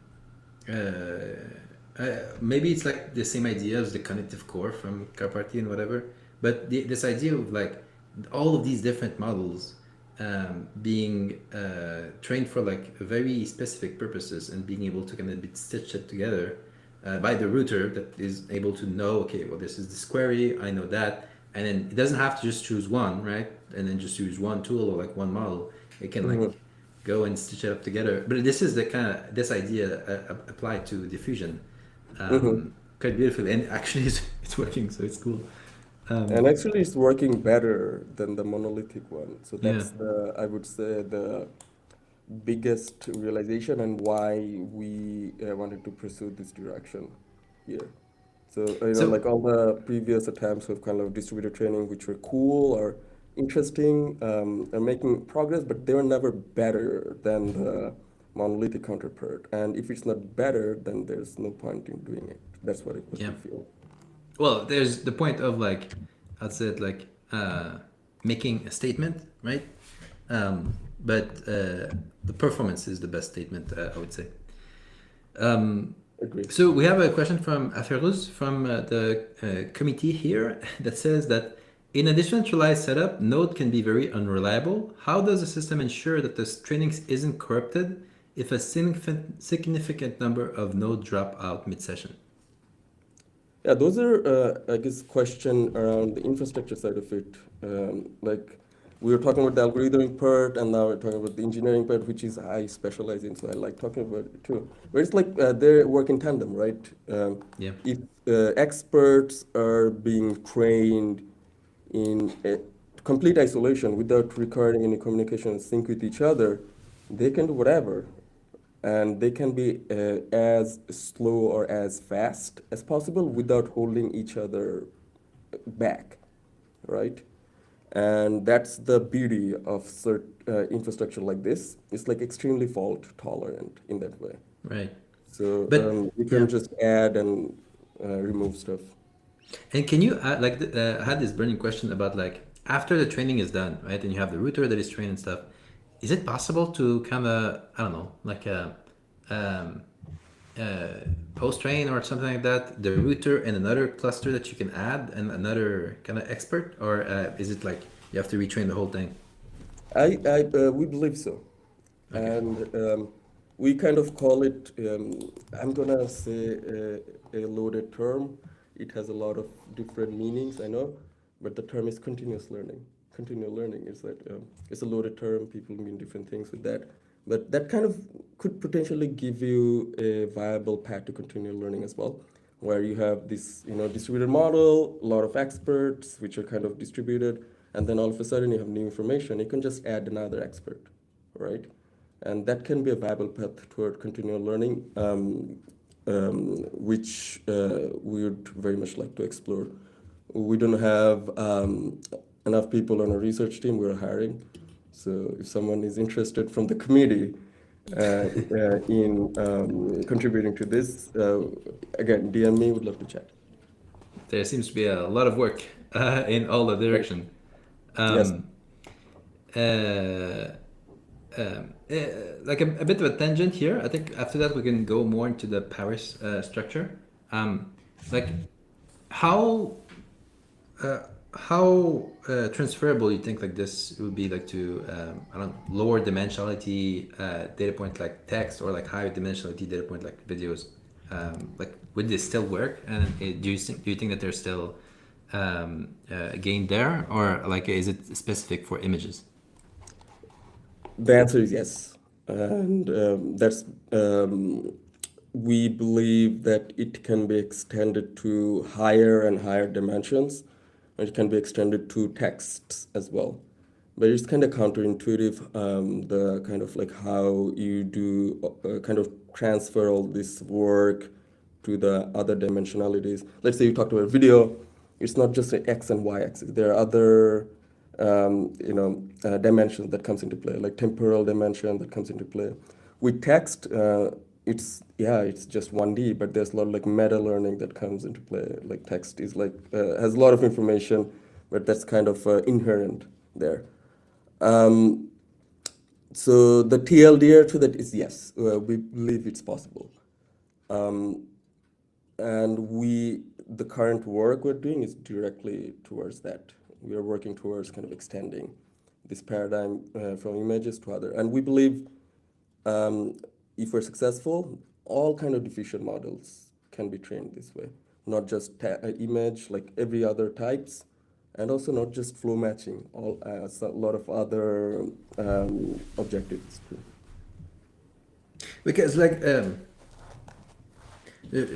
reaching back to this dream, like if this is possible, and then like it's just a matter of like having the right router for the right subset, you could literally think about like a system that has like either more routers that can work together that go into different subset based on the modality and stuff like that, and they can even Mhm. maybe work together in some like very multi-model setup. But if the decentralized training with a different expert has an impact on performance, we should see massive gain there.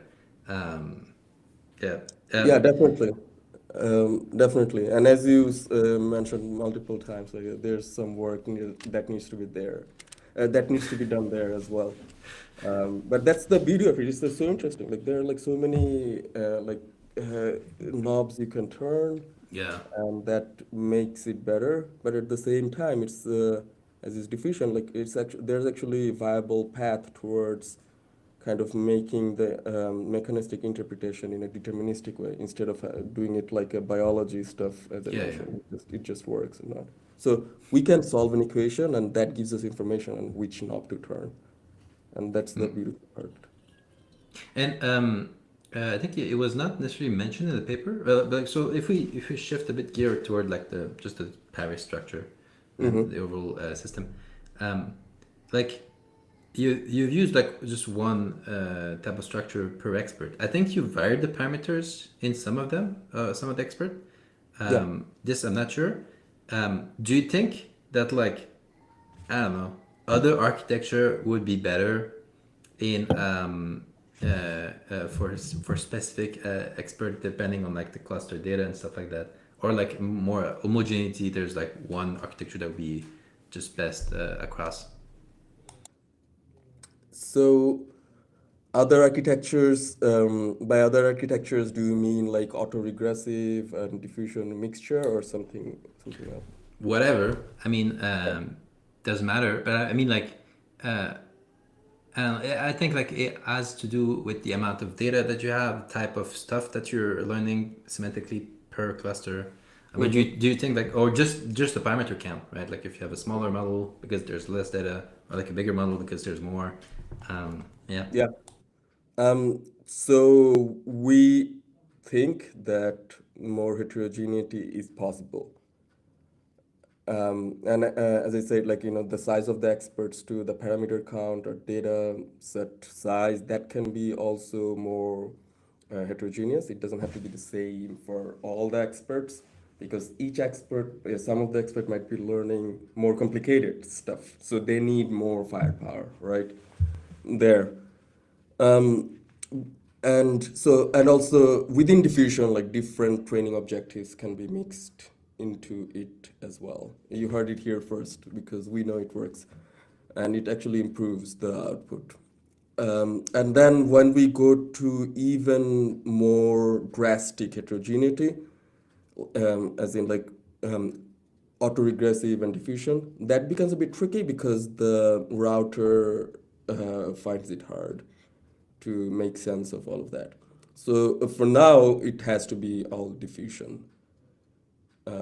Diffusion pair. I mean, the backbone can be different. Like one can be UNet, one can be DIT, but they have to be diffusion. Like if you mix them, then um, yeah, the router gets confused. Get messy. Um, okay, this is good stuff. So there's a result over there that is like one of the most important one I think in the paper is that it says Parry used 14% less data and 16% less compute while maintaining like a competitive quality with DDM. Um, how much do you think in this axis we need to shift, let's say in the compute and the data, to achieve like parity with the DDM? Like, is it a lot, or like do you think like Mm-hmm. there's just a few tweaks and then like be able to improve on it? Would say not much because we included some of the optimizations, like from the Pixar, for example, and a bunch of others, which enable that. We could have achieved parity. We just wanted to release. That's it. We wanted to share it with the community. So that's it. Like our internal results are always getting better. At some we matched and we surpassed. All of those things happened. I guess when we released the model weights, that was a checkpoint of our research endeavor. Yeah. So the answer is that yeah, it can be matched, it can be surpassed, and we're already there. I think it was somebody from Bidhan or whatever call it like the Chinese way of releasing a model. It's done. You just shoot it out and you continue. Yeah, Uh, we just do love it. this. Like my always, my research team is like, oh, let's do a little bit more, let's improve it, and I'm always like, no, let's push it up, let's push it up. So there's always a constant tug of war that's happening. But we shipped it, but we're still working on it. So Yeah, yeah, it's I love improving. that. That being said, because like it looked clean on the outside, right? But you're dealing with decentralized setup with like Mhm. clusters that are like whatever. Like, what was the hardest part of training that model? From your experience here. There's a non-trivial amount of work that needs to be done on the data processing. That was something we didn't expect, and that's very important for the model quality as well. Um, so so that was something really hard, and that's still hard. Like we're working on the follow-up version of it, and right now we're working on it. There's a lot of work that goes into that, like a lot, almost as much as training. Um, and so there's that. But also when you're training stuff in distributed setting, like you have to think about fault tolerance and stuff like that. Our architecture inherently takes care of it, so that makes it certainly easier than other comparable counterparts who were trying to do the same distributed training, but not in the similar architecture. But still, that's a challenge. The fault tolerance. That's definitely a real world threat of Yeah, similar training recipes. yeah. And like, how would you deploy like the end model at the end of the day? Because in the DDM they said like you can distill it down and then like you have like a distilled version of it. But like for inference, how would you like serve this, or how are you serving this model? There are multiple ways. For example, you can just serve it as it is, which kind of enables for distributed inference too.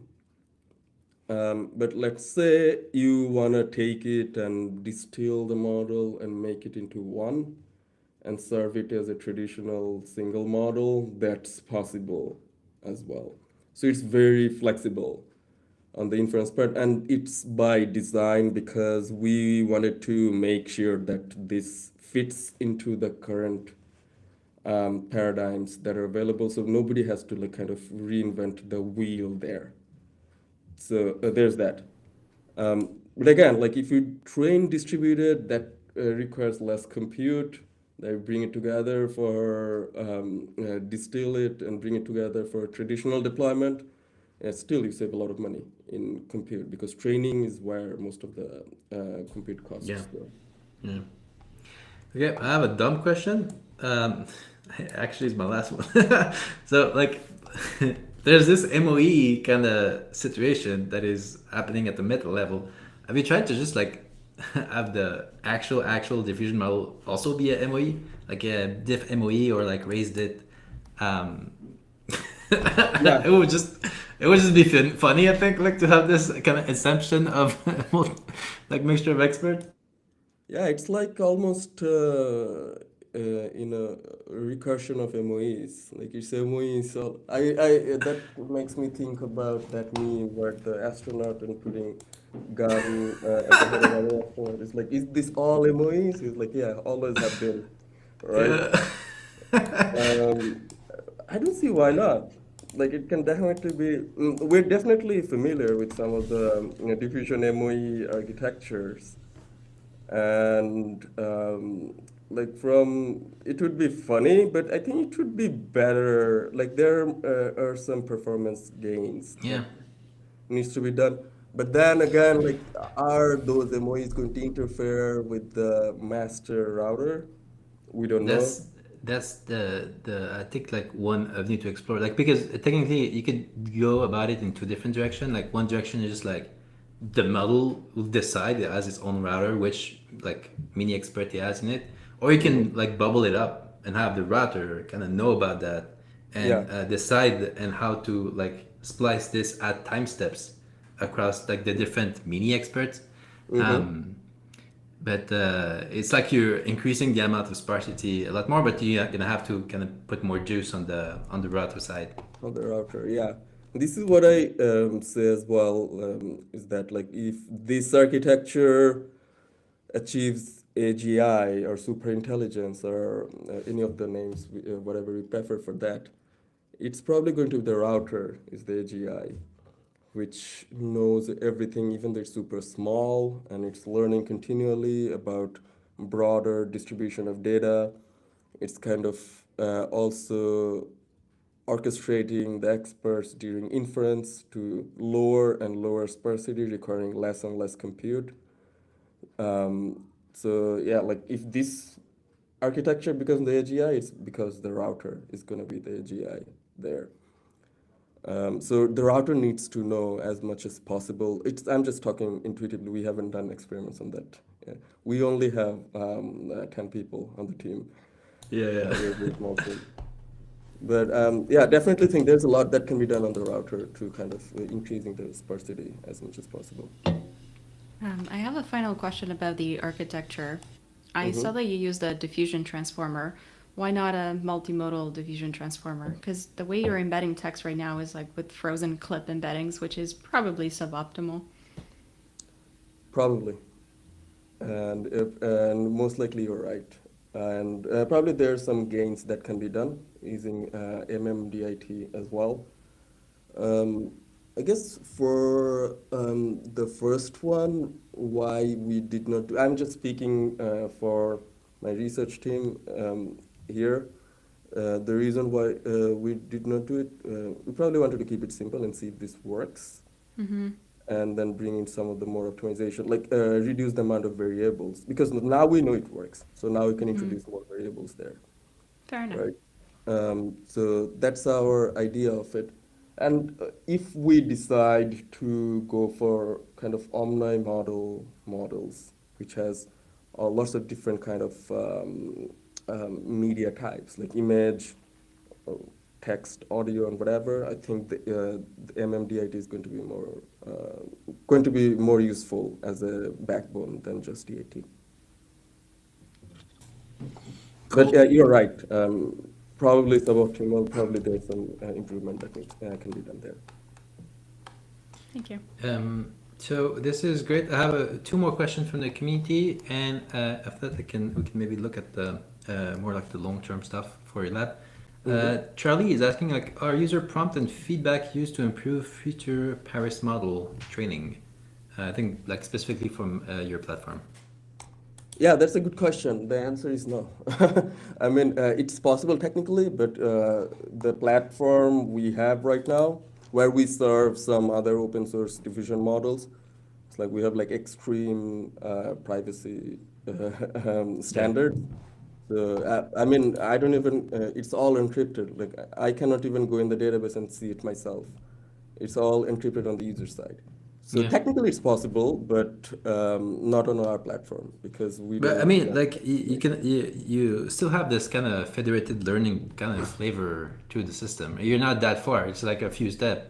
And if you think about it, you could even just like store, I don't know, like the semantic information, and like that's that, and then use that for training purposes.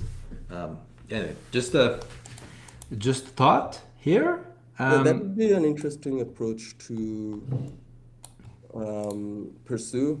I guess there's a lot of other stuff we need to think about in terms of like regulations and stuff like on privacy before we kind of go and get user data and start putting into it. Yeah.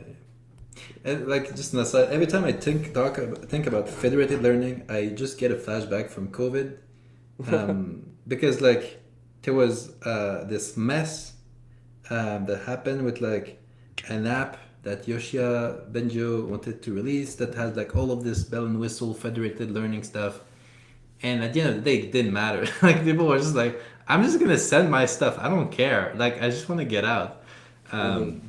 Which is also maybe something to check with the community if they're just okay and they just don't care, because like they're just like, hey, make me this and then that's good. It's also like a crowdsourcing of data probably, or a lot of other stuff probably easier as well. Yeah. Like they can use the model and at the same time, they're like business model. This is more of a business model question, I would say, than like a technical question. Is that what kind of business model? Like what do you get in exchange of providing the information that is supposed to be private? Yeah, I think like because now we're talking like sci-fi future. I think it's at the extreme. Like if you have these experts being kind of trained with like a protocol or whatever it is that you need to kind of follow in order to be like hooked on into the router, it do make sense then to have like, hey, we're gonna train this expert, we're gonna like be doing this, and like here's our objective and stuff, and then you get kind of compensated in some shape or form when like the router is choosing you or stuff.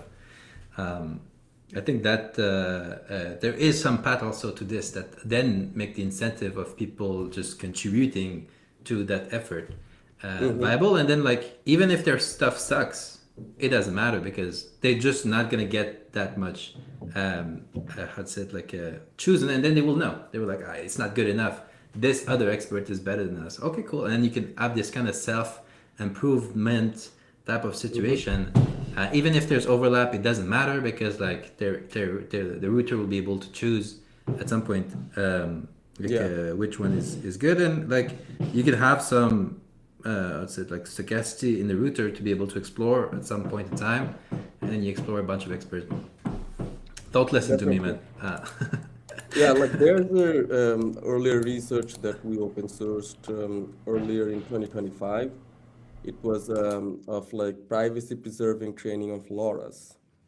So that's very relevant to this kind of paradigm too. Like it doesn't necessarily have to be your data. You can have like very, very tiny LoRa's, which you can provide, and they have drastic difference in outcome, especially in diffusion models, right? So you don't have to reveal your data. You can develop Yeah. a LoRa, and you can also prove the base model owner that your LoRa is compatible with the base model without revealing the weights or data. That's basically the core of our research that we open sourced earlier. It's called ZK LoRa. It's like there's some cryptography involved in it. And those fit in well in such scenarios too. Cool, man. Last question from Roberto, and then we can wrap it up a bit. Not sure if I already answered, but what inspired the name Paris for the model? Yeah, what's Yeah, that's a good the question. background? If you go to the blog post, you will see we kind of see this, um, like a kind of rebellious endeavor where you're going against the established training paradigms and oligopoly, like all those folks where all the GPU builders, all the hyperscalers, and we are saying that hey, you just don't need to do that to build a frontier model. So it's kind of the rebellious going against the whole established processes that we have. So we're like, okay, so there's that part. And the other part is that we really want to make sure everything we do at Bagel Labs, we kind of all the projects treat as an art project thing. When you do an art project, you're like really careful about making going above and beyond and making the quality as good as possible. So good enough is not good enough. It has to be great, right? That's how we approach it. And then other words like image generation stuff is usually are used by artists a lot. There's that. So all of them come together. Like Paris is a city, which is the city of romance, city of art, and also the French are very famous for doing revolutions. So all of them came together for Paris, and Paris as a city, I love it. I absolutely love the like I don't know, rebellious undertone in the whole thing. Mhm. It's so cool, man. So that being said, like, what's the next? Like, I don't know how much you can like disclose here for your research, the roadmap here, product wise, Mhm. research wise. What does it look like for 2026? So we are working on the follow-up model for this. That's basically it. And that will include all those scaling research, interpretability research, and also extension of modality research for DDM that we did. Will include all of those. That means that bigger model, more performant, both in terms of compute utilization and also in terms of actual quality of the generation, and more modalities. So not just image anymore. There's some other stuff that's included too. And we think the community will love it when we're done with it. We are not sleeping. We are working on it relentlessly. So hopefully we'll be able to put it in the hands of community very soon. Yeah, I was there in the office. I could guarantee you guys are not sleeping. It's like, But yeah. that being said, like the model is open weight. You can see it. You have the papers here. Like concretely, what are you looking for so that the research community can help you with? Like if you had something Mhm. to say to all these folks. So we all the research paradigms that I just mentioned, we're going to explore all of them there. And our team is like extremely capable, but we're still 10 people. So we are looking for really capable researchers who are interested in this paradigm, especially. So if anyone from the community is interested in contributing, both as part of our team or as part of the open source contribution community, both would be appreciated from our side, and we're looking to collaborate actively on that as much as possible. So, and we also have the kind of, as I said, we love open source. We have open source ethos. We're literally open sourcing all the frontier research on this. Like literally, this is the frontier state of the art research for this specific paradigm. Open sourcing it to the community so that we can also kind of get contribution back from the community if they have ideas, they can contribute.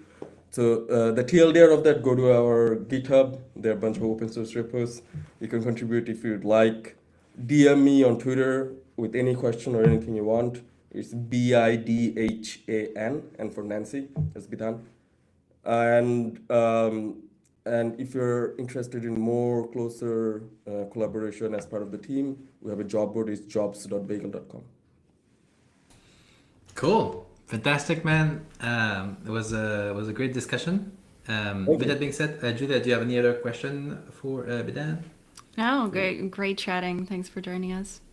Yeah, thanks, Yasin and Julia. Thanks for having me. I appreciate it. I had a great Thanks time. for educating every one of us. I also learned a whole bunch of stuff today. All of the material will be available on YouTube. You can have all the recording. So, Bidhan, Julia, thank you very much. It Thank was you uh, very it was much. super cool. It's great. Thank you. See you guys. Okay, folks. So that was the Paris model. Hope you enjoyed this. A whole bunch of stuff that you can check out next. I think I have a few over here. Just gonna show my screen. And yeah, so there's two things that I think is good. Check out the paper. Like honestly, read it. It's pretty good, right? There's also the other one that like give like the ground information about like where this thing is coming from because it's like taking this and optimizing it. And the other thing I think like it will benefit everybody is like look at this. Decentralized diffusion.github.io. Very, very good walkthrough of just diffusion in general with flow matching, right? That bring you slowly down with like literal like animations and stuff that you can play with to the decentralized diffusion model. And then I think like you will have a very solid understanding about that. And to finish it off, like these two video from Julia, absolute masterclass. If you want to get like a stronger intuition about this whole thing, I think it's a great place to start. So okay, we have a question here. I'm kind of confused. Which community does he refer to? The research community, or it says both? Because there's both of a kind of a research angle, right? So if you're interested in like literally like going and do the research with them, you can apply to their job board. They're actively recruiting. They're based in Toronto, by the way. So my fellow Canadian, it's your time to shine. And also for the engineering side, there's a whole bunch of repo that they have about like the actual little project that they've done. He explained like a second project that they have for like the federated stuff. Just explore that, and then if you want to contribute, you can contribute like open source stuff. Good. Well, thank you all. It was fun, and I wish you all a great rest of the week. We'll do more of these. It was super fun. So have a good one.